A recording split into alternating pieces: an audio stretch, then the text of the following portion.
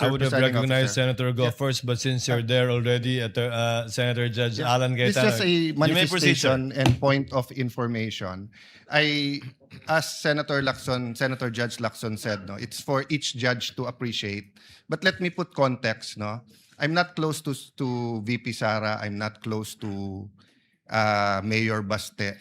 Ang kasama ko sa Congress si former Deputy Speaker Pulong. But in the last 4 years, I think I've seen him twice or thrice. Yes, Your Honor. Okay. But my reading nung sinabi ni Mayor Baste is pag natulog ka sa gabi, remember the Romanovs. So we have to look at our history. The Romanovs were evicted via a revolution. Diba? So, Mayor Baste was doing a parallel ng 1986 na paalis yung mga Marcoses via revolution. But unlike the Romanovs, the Marcoses were given asylum or whatever you call it in Hawaii, and over time, nakabalik until the president became president. Ang Romanovs, inubos sila para nga hindi makabalik.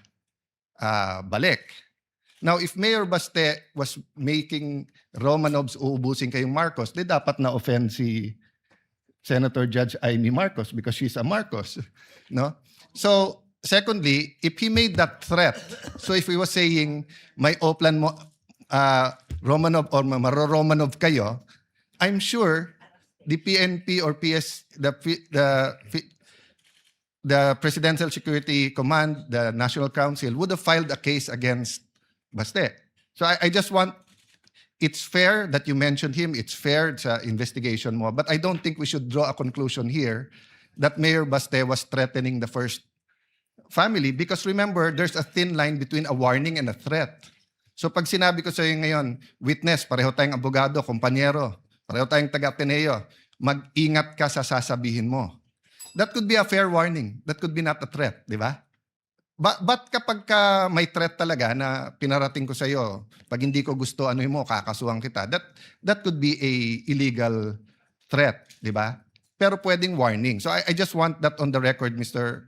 Presiding Officer, Mr. Senate President, because everyone's watching, and in the same manner, we have to be fair to the first family. We have to be fair also to Mayor Baste and to the Dutertes, that rather than draw a conclusion that there was an actual. So the Council for Defense was making a distinction, mentioning Romanov and Oplan Romanov are two different things. It may be the same, it may be different thing. For all we know, narinig ni Mayor Baste na sila Romanov, kaya binanggit niya pabalik. We don't know. I don't know. I haven't discussed it with anyone. I haven't discussed it with the few senators na kaibigan ko dito. So let's just be circumspect and careful from making conclusions. But as far as it is relevant, Mr. Presiding Officer, I appreciate the answer of the witness. Thank you.